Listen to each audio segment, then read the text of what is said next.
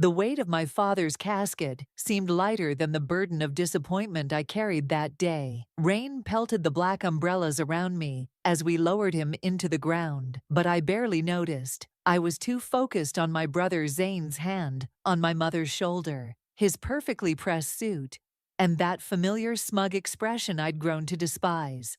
My name is Tabitha, and I spent 29 years trying to earn my father's approval. Now he was gone, and I'd never get the chance. The reading of the will shall commence in the study, Logan, our family lawyer, announced as mourners began dispersing. His voice carried the same clinical detachment he'd maintained throughout the service. I followed the small procession into my childhood home, my heels clicking against the hardwood floors. The study still smelled like Dad's cigars and leather-bound books. Mom settled into his old armchair, while Zane perched on the desk's edge like he already owned it. I chose to stand. "Shall we begin?" Logan adjusted his glasses and pulled out a thick envelope. "Get on with it," Zane said, checking his watch. "I have a business meeting at 4. Mom shot him an adoring look. "Always the dedicated one, just like your father." I bit my tongue so hard I tasted blood. Dedicated. Zane hadn't visited Dad once during his final months of chemotherapy. I was the one who drove him to appointments, managed his medications, and held his hand through the worst nights. Logan cleared his throat and began reading. I, Richard West, being of sound mind. The next 10 minutes were a blur of legal jargon until the words that changed everything. "To my son, Zane, I leave my entire estate, including the family business, all properties, and financial holdings." The room went silent. I waited for the "and to my daughter" part, but it never came. "That's it?" I heard myself ask. "There must be more." Logan shook his head. "I'm afraid that's all, Miss Tabitha." "Well, that's settled then." Zane stood up, straightening his tie. "I'll have my assistant contact you about the paperwork." "Honey," Mom reached for my hand, her voice dripping with false sympathy. "Your father knew what he was doing. Zane has the business experience to handle the estate." I yanked my hand away. "Business experience? He's run every venture he's touched into the ground. Dad knew that." Now, Zane smirked. "Don't be bitter, little sister. I'll make sure you're taken care of." "Like hell you will." I turned to Logan. "This can't be legal. I want to contest the will." Logan shifted uncomfortably. "You can try, but everything appears to be in order." I stormed out of the study, but not before catching a snippet of conversation that made me freeze. "The Jensen account," Logan whispered to Zane. "Your father left specific instructions about—" "I know how to handle my father's business," Zane cut him off sharply. Something in Logan's tone made my skin prickle. I lingered just outside the door, straining to hear more. "The debts need to be—" "That's enough, Logan." Zane's voice had an edge I'd never heard before. I said I'll handle it. I pulled out my phone and texted Michael. "Need to talk, now, it's bad." His response was immediate. "Corner booth at Joey's in 20. On my way." As I grabbed my purse, Mom appeared in the hallway. "Tabitha, don't make a scene. Your father wanted—" "Don't." I held up my hand. "Don't tell me what Dad wanted. He had months to tell me himself, but he chose not to. Just like he chose to leave me nothing." "You're being dramatic. Zane will take care of everything." I laughed bitterly. "Yeah, just like he took care of Dad during his treatment. Or like he took care of that tech startup he crashed last year. That wasn't his fault. The market. Save it." I headed for the door. "I need some air." As I stepped outside, the rain had stopped, but dark clouds still loomed overhead. My phone buzzed with a text from Jamal at work. "Sorry about your dad. Take all the time you need." I typed back. "Actually, I'll be in tomorrow. Need to focus on something else." Walking to my car, I caught sight of Zane through the study window, already sitting in Dad's chair, feet up on the desk. The familiar anger rose in my throat, but this time something else came with it. Determination. I'd overheard enough to know there were problems lurking beneath the surface of Dad's perfect legacy. And if Zane was going to crash and burn, I wanted a front row seat. But first, I needed to talk to Michael. He'd help me figure out what that Jensen account was all about and why it had Logan so worried. Something told me I'd just stumbled onto the tip of a very large iceberg. Joey's diner hadn't changed in the 15 years Michael and I had been meeting there. The same cracked leather booths, the same flickering neon sign, the same coffee that tasted like it had been brewing since morning. He left you nothing. Michael pushed his untouched plate of fries toward me. Not even a token inheritance. I grabbed a fry and dunked it in ketchup. Nothing. But that's not even the weird part. I overheard Logan talking about some Jensen account, and Zane shut him down fast. Like, suspiciously fast. Jensen. Michael pulled out his phone and started typing. As my best friend and a financial analyst, he had access to information most people didn't. Give me a minute. The waitress stopped by to refill our coffee cups. You okay, honey? You look like you've been crying. Just buried my father today, Rita. She squeezed my shoulder. This one's on the house then. Michael looked up from his phone. Found something. Jensen Industrial was one of your dad's biggest clients. They filed for bankruptcy protection last year. And your dad's company was their primary creditor. We're talking millions in outstanding payments. I felt the blood drain from my face. So when Dad left everything to Zane, he also left him a massive financial nightmare. Michael leaned forward. Tabitha, this could sink the entire company if it's not handled right. My phone buzzed. Mom's name flashed on the screen. I declined the call. She's probably wondering why I'm not home consoling Zane, I muttered. Speaking of home, Michael said carefully, what are you going to do about the mortgage payments? I groaned, dropping my head onto the table. I'd been helping Mom with the house payments since Dad got sick. I can't just stop. She'll lose the house. The house Zane now owns? Yeah, but the same Zane who's never contributed a dime. I know. I sat up straight. But I can't let Mom end up homeless because my brother's an idiot. The bell above the diner door chimed. Jamal, my colleague from work, walked in, scanning the room until he spotted us. Hope you don't mind, I told Michael. I asked him to join. He might have some insights. Jamal slid into the booth beside Michael. Sorry about crashing your meeting. How are you holding up? Been better, but I need your business brain right now. I filled Jamal in on the situation. His expression grew more concerned with each detail. Look, he said finally, I shouldn't tell you this, but there's an opening for senior project manager at the firm. The position reports directly to me. My heart skipped. That's double my current salary. You'd earn every penny. It's high pressure, but, he shrugged, you're the best person for it. She'll take it, Michael interjected. I can speak for myself. I shot him a look, then turned to Jamal. I'll take it. Good, because I already put your name forward. Jamal checked his watch. Interviews Tuesday at 9 a.m. Don't be late. As Jamal left, Michael raised an eyebrow. Well, that's convenient timing. What do you mean? Tabitha, you've been carrying your family's financial burden for years. Maybe it's time to let them deal with their own mess. My phone buzzed again. This time it was Zane. Need Dad's office keys. Bring them home. I typed back, in the top drawer of his desk. Already checked. Not there. I smiled, feeling the weight of the keys in my jacket pocket. Must be lost then. Don't play games, Tabitha. I have work to do. So do I.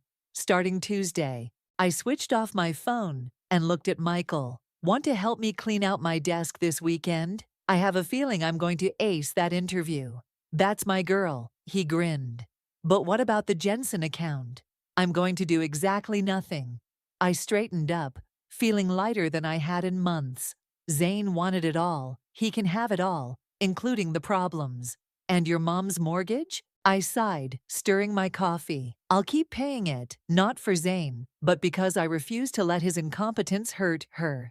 Besides, I smiled grimly. When everything falls apart, she'll need somewhere to live. Michael raised his coffee cup. To karma.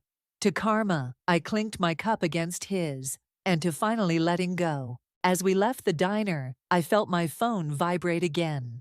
Probably Zane, still looking for those keys. Let him look. I had a future to plan, and for once, it didn't involve cleaning up anyone else's mess but my own. Congratulations on the promotion, Jamal said, dropping a stack of files on my new desk. Now for your first crisis. I'd barely finished arranging my family photo, the only one where Dad looked proud of me, taken at my college graduation, when reality came crashing in. The Jensen account, I asked, already knowing the answer. Your brother missed this morning's meeting. Third time this month, they've tried to negotiate terms. Jamal leaned against my desk. Word is, they're threatening to take their remaining assets elsewhere. My hands trembled as I opened the first file. The numbers were worse than I'd imagined. Dad's company had extended Jensen Industrial nearly $12 million in credit over the past 2 years. My phone lit up with Mom's message. Mortgage payment is due tomorrow. Zane says he'll handle it this month. Everything okay? Jamal asked. Fine. I pulled up my banking app. Just need to make a quick transfer. The same transfer you've made every month for the past year. I looked up sharply. How did you? I pay attention. He crossed his arms. You know, letting them fail isn't the same as causing them to fail. Before I could respond, my office door burst open. Zane stood there, looking distinctly unput together in a wrinkled suit. Well, well, he sneered. Someone's moving up in the world. This is a private office, I said coldly. You need an appointment. Jamal straightened up. I'll give you 2 a minute. As soon as the door closed, Zane slumped into the chair across from me. I need access to Dad's private accounts. Why would I have that? Because you were his little secretary during the end. He ran his hands through his disheveled hair. There has to be more money somewhere. Emergency funds, offshore accounts, something. I kept my face neutral, even as satisfaction bloomed in my chest. Having trouble with the Jensen account. How do you know about? Never mind. Look, I just need to buy some time. Like you bought time with the mortgage payment.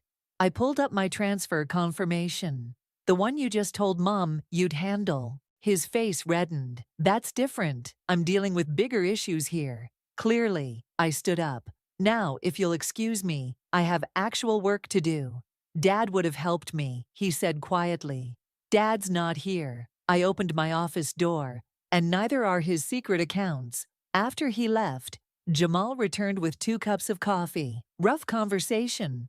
Nothing I can't handle. I accepted the coffee gratefully. But I need a favor. Can you get me the contact information for Jensen Industrial's CFO? Planning to save the family business after all. No, I smiled. Just making sure I have a front row seat when it burns. That evening, I met Michael at our usual spot in Joey's. You should have seen him, I said, recounting Zane's visit. Complete mess. Dad would have been mortified. Speaking of mortified, Michael slid a newspaper across the table. Page 6. The headline made my coffee turn sour. West Industries faces multiple lawsuits from creditors. It's starting, I whispered. You sure you want to watch this happen? I thought about the years of being overlooked, of Zane's smug superiority, of Mom's blind devotion to her precious son.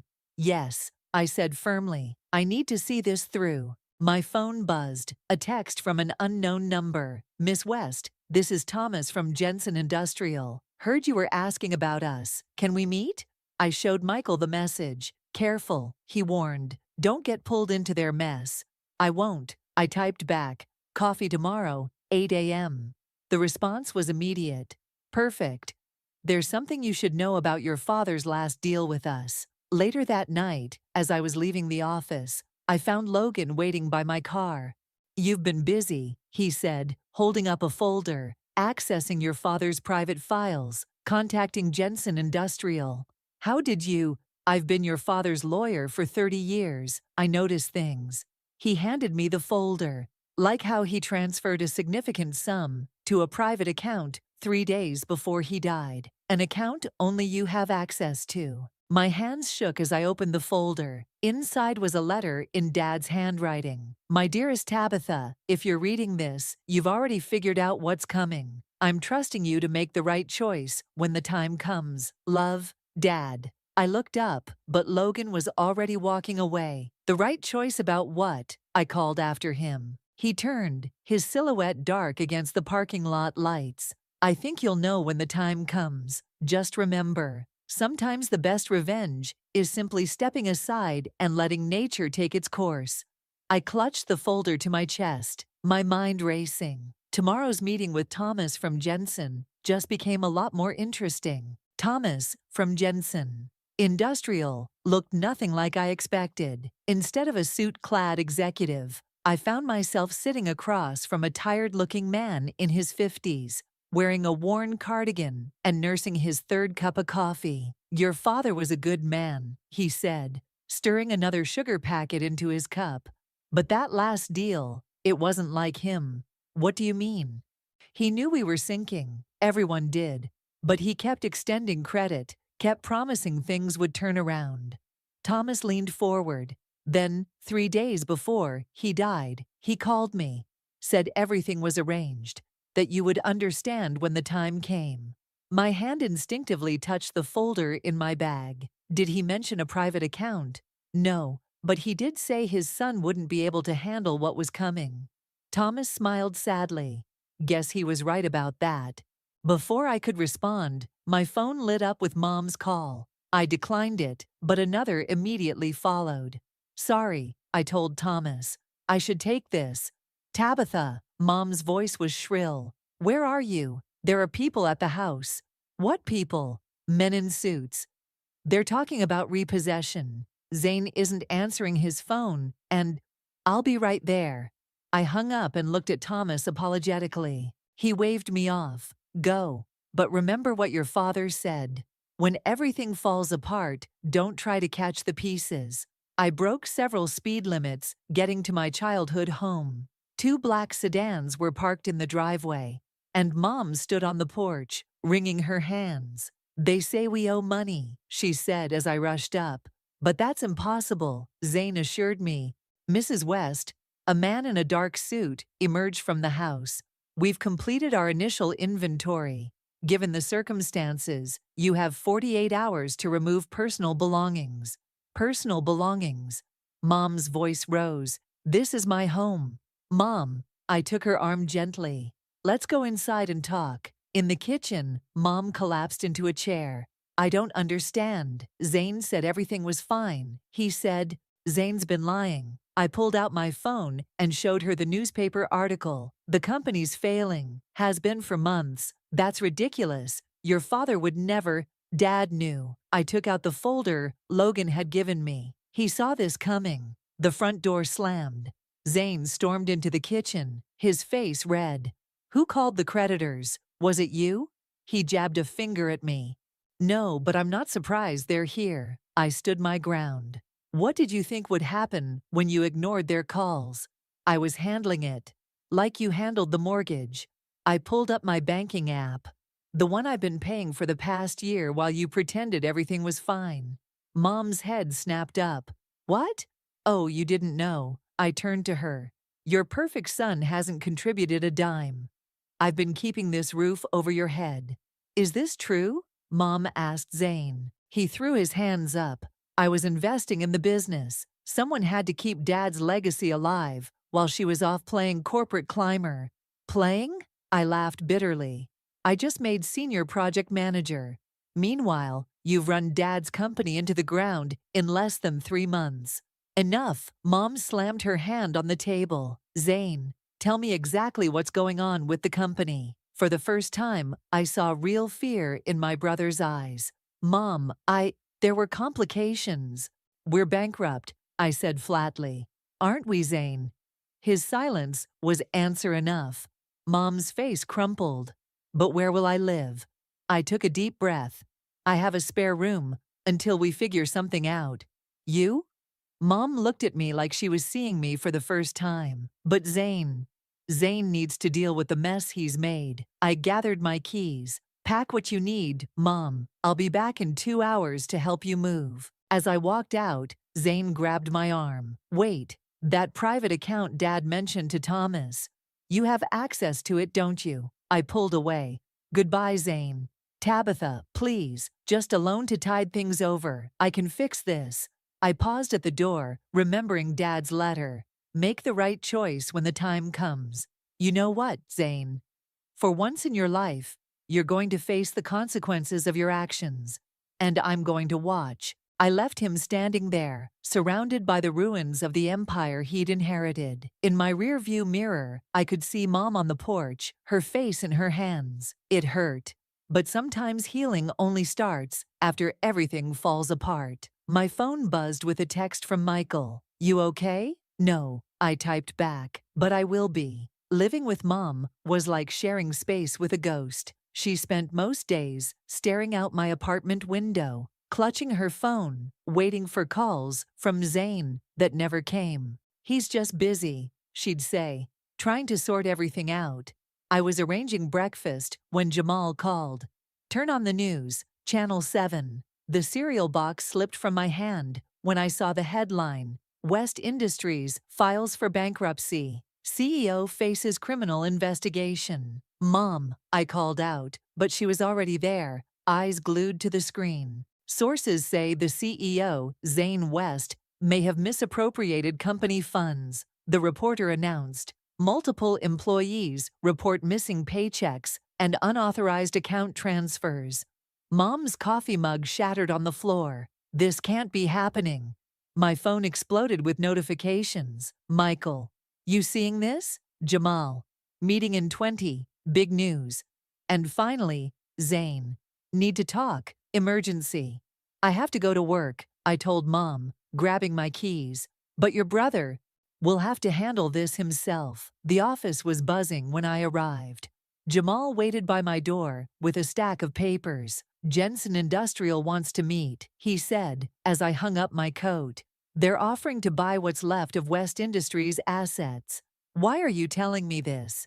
Because they specifically asked for you to handle the negotiations. He dropped the papers on my desk. Apparently, Thomas spoke highly of you. Before I could respond, my office door burst open. Zane stood there, looking worse than I'd ever seen him. His suit was wrinkled, his eyes wild. You have to help me, he pleaded. They're saying I committed fraud. Did you? His silence spoke volumes. Get out of my office, I said quietly. Tabitha, please. Dad's account, I know you have access. If I could just... Still looking for handouts, I stood up. Even now. You don't understand. They're talking about prison. Maybe you should have thought about that before stealing from your employees. Jamal cleared his throat. Should I call security? No need. I walked to my brother. You wanted it all, Zane. The company, the responsibility, Dad's legacy. Well, congratulations. It's all yours, including the consequences. Mom will never forgive you for this. He spat. Mom needs to wake up and see you for who you really are. After he left, Jamal handed me a tissue. I hadn't realized I was crying. The Jensen meeting is at 2, he said gently. If you're up for it. I wiped my eyes. I'll be there. During lunch, I met Michael at Joey's. The TV above the counter was still playing news about West Industries. You okay? He asked. Better than I expected. I stirred my coffee. It's almost a relief, watching it all finally fall apart. And the private account your dad left you? Still untouched? I smiled. Dad knew this would happen. He was giving me a choice. Save Zane or let him fall. Looks like you chose. No, I corrected. Zane chose. Every time he lied, every time he stole, every time he refused to take responsibility. I'm just refusing to clean up his mess. My phone buzzed. Mom, please talk to your brother. He's desperate. Speaking of messes, I showed Michael the text. She's still defending him. Give her time. Reality's a harsh teacher, but an effective one. The Jensen meeting that afternoon was brief. Thomas laid out their offer, pennies on the dollar, for what remained of Dad's company. Your father would understand, he said, as I reviewed the papers. Sometimes things need to fall apart completely before they can be rebuilt. I signed the documents, feeling a strange mix of sadness and liberation. That evening, I found Mom watching the news again. Zane's face filled the screen as he pushed through a crowd of reporters. "I could have helped him," she whispered. "No, Mom, you helped him too much already. We all did." She turned to me, tears in her eyes. "When did you get so strong?" "I've always been strong. You just never noticed because you were too busy watching Zane." My phone lit up with a text from Logan. "Your father would be proud. The account is yours to use, as you see fit now." I thought about Dad's letter, about making the right choice. Maybe the right choice wasn't about saving or destroying. Maybe it was about letting things follow their natural course. "Mom," I said, "want to help me make dinner?" She nodded, finally turning off the TV. As we worked side by side in the kitchen, I realized some things had to break completely before they could start to heal. The knock came at midnight. I knew who it was before I opened the door. Zane stood in my hallway, soaked from the rain, holding a duffel bag. Gone was the expensive suit, replaced by jeans and a worn sweater. Gone was the smug smile, replaced by desperate eyes. "They froze my accounts," he said quietly. "All of them." Behind me, Mom appeared in her robe. "Zane, baby, what happened?" "Not now, Mom." I blocked her path to him. "Why are you here, Zane?" "I need a place to stay, just for a few days, until—" "Until what?" "Until the fraud charges disappear. Until Dad's company magically rebuilds itself." Mom tried to push past me. "Tabitha, he's your brother." "Yes, and he's also under investigation for stealing from his employees." I turned to her. "Remember Carl, Dad's old maintenance guy? Zane stole his pension." Zane's face reddened. "I was going to pay it back." "With what money?" I stepped into the hallway, pulling my door shut behind me. "The money you gambled away, or the money you spent on that yacht." "I made mistakes, okay?" His voice cracked. "Is that what you want to hear?" I screwed up. "I'm sorry." "Sorry doesn't pay back the people you stole from." He slumped against the wall. "What do you want from me, Tabitha?" "I want you to grow up. I want you to face consequences for once in your life. But mostly," I took a deep breath, "I want you to leave." "Where am I supposed to go?" "The same place Dad's employees went when they couldn't pay their rent because of you." My phone buzzed. A text from Michael. "News vans outside your building. Heads up." "They followed me," Zane admitted. "The reporters." I didn't know where else to go. I heard the elevator ding. Voices and footsteps approached. "Mr. West, can you comment on the allegations? Is it true you embezzled millions? Where have you been hiding?" I grabbed Zane's arm and pulled him inside my apartment, slamming the door on the shouted questions. "Thank you," he breathed. "Don't. You're not staying." I pulled out my phone and dialed. "Jamal? Remember that favor you owe me? I need it now." 20 minutes later, Jamal's car pulled up behind my building. The reporters were still camped out front. "He'll take you to a motel," I told Zane. "One night. That's all you get." Mom grabbed my arm. "You can't send him away. Watch me." I handed Zane some cash. "After tonight, you're on your own." "The private account." He tried one last time. "Dad left it to you for a reason." "Yes, he did. To see what I do with it." I opened the back door. "And what I'm doing is letting you face reality." As Zane walked toward Jamal's car, Mom called out, "Wait." We both turned. "Did you really steal Carl's pension?" For the first time, Zane couldn't meet her eyes. "Mom, yes or no?" "Yes." The silence that followed was deafening. Mom's face crumpled, but not in the way it usually did when Zane was in trouble. This was different. This was realization. "Go," she whispered. After Zane left, Mom sat at my kitchen table, staring at her hands. "I enabled him, didn't I?" "We all did, Dad included." "But you didn't." She looked up at me. "You saw him clearly, all along." My phone buzzed again. "Logan, police want to question Zane tomorrow. Thought you should know." "What happens now?" Mom asked. "Now," I sat across from her. "Now we let justice run its course." "Will he go to prison?" "Probably." She nodded slowly. Maybe that's what he needs. Mom, I've spent so many years making excuses for him, defending him, but stealing from Carl? She shook her head. Your father trusted those people. They were like family. I reached across the table and took her hand. You know what Dad told me in his letter? He said to make the right choice when the time came. I think this is what he meant. Letting Zane face consequences. Letting the truth come out, all of it. My phone lit up with a news alert. Former West Industries CEO. To face criminal charges, employees speak out. Mom squeezed my hand. I'm sorry I never saw how strong you were. I'm sorry it took all this for you to see it. Outside, the reporters were still waiting, hoping for a glimpse of Zane. But he was gone, finally facing the reality he'd spent so long avoiding. And for the first time, neither Mom nor I was trying to shield him from it. The courthouse steps were crowded with reporters when I arrived.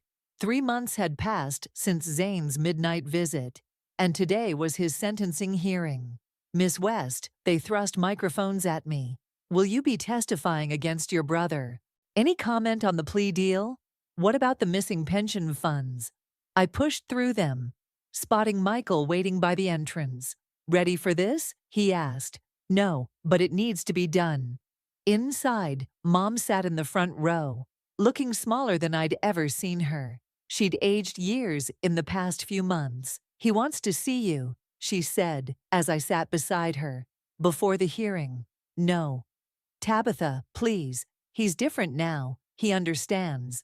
Mrs. West, a bailiff approached. Your son is asking for you. Mom looked at me pleadingly. I nodded. Go. He needs at least one of us to believe in him still. While she was gone, Logan slid into the seat next to me. The account, he said quietly. Have you decided what to do with it? Actually, yes. I handed him a folder. I want to set up a trust for the employees who lost their pensions. He smiled. Your father would approve. I know. The courtroom doors opened. Zane entered in an orange jumpsuit, hands cuffed in front of him. Mom followed, wiping her eyes. All rise. The judge entered, and the proceedings began. I barely heard the formal charges being read. My focus was on Zane, who kept turning to look at me. Finally, the judge spoke directly to him. Mr. West, before I pass sentence, would you like to address the court? Zane stood. Yes, Your Honor. He turned to face the gallery. I've prepared a statement. My stomach clenched. Here it came. More excuses, more manipulation. I'm guilty, he began. Not just of the charges, but of betraying every person in this room. My father built his company on trust and respect. I destroyed it with greed and lies. The room went silent. My sister, his voice cracked, tried to warn me. She saw what I was becoming, but I was too arrogant to listen.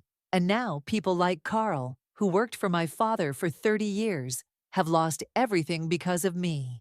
I felt Mom's hand grip mine. I don't deserve forgiveness, Zane continued. I deserve whatever sentence you give me. But I want everyone to know, especially my sister, that I finally understand what Dad was trying to teach us. Success isn't about power or money. It's about integrity. The judge nodded. Thank you, Mr. West. Please be seated. What followed was a blur of legal terms, but the final sentence cut through clearly. 5 years in federal prison, with possibility of parole after 3. Additionally, you are ordered to make full restitution to all affected employees. Mom started crying. I sat perfectly still. As they led Zane away, he caught my eye one last time. No pleading, no manipulation, just acceptance. Outside, the reporters swarmed again, but Jamal appeared out of nowhere, creating a path through them. Your car's ready, he said. Unless you want to make a statement. Actually, I do. I turned to face the cameras. West Industries was built on trust. While that trust was broken, we're taking steps to make it right. Starting today, we're establishing a trust fund for all employees who lost their pensions. It won't erase what happened, but it's a start. Later, at Joey's, Michael raised his coffee cup. To justice. To consequences, I corrected, and to finally being free of them. Mom looked up from her untouched pie. What happens now? Now, I pulled out Dad's letter, worn from countless readings. Now we rebuild, not the company, that's gone, but ourselves. And Zane has 3 years to figure out who he is without anyone protecting him. My phone buzzed, a text from Carl. Saw the news about the trust fund. Thank you. You know, Mom said slowly, your father used to say you had his business sense. I never understood what he meant until now. Better late than never, I smiled. As we left the diner, I spotted Logan waiting by my car. One last thing, he said, handing me an envelope. Your father left instructions to give you this after everything was settled. Inside was a single photo, Dad and me at my first business competition in high school. On the back, he'd written, to my daughter, who always knew the value of doing what's right, not what's easy. The company was Zane's inheritance, but my legacy, that was always yours. I looked up, but Logan was already walking away, disappearing into the evening crowd. Behind me, Mom and Michael waited patiently. Ready to go? Michael asked. Yeah, I tucked the photo into my pocket. I'm ready. The prison visiting room smelled like cheap coffee and disinfectant. I sat at the metal table, watching Zane approach in his orange jumpsuit. He looked thinner, his usual swagger replaced by a careful humility. I didn't expect you to come, he said, sitting down. Neither did I. I placed a manila envelope on the table. But there's something you need to see. Inside were documents from the trust fund. Every former West Industries employee had received their full pension, plus interest. How? Zane's hands trembled as he read. The company was bankrupt.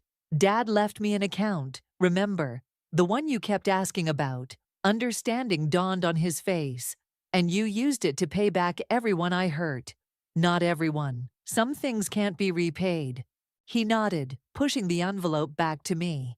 You did the right thing, like always, not always. I watched you destroy yourself and did nothing to stop it. Because I needed to fall.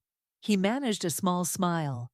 Mom told me you're running your own consulting firm now. Someone has to rebuild our family's reputation. A guard approached. Time's up. Zane stood.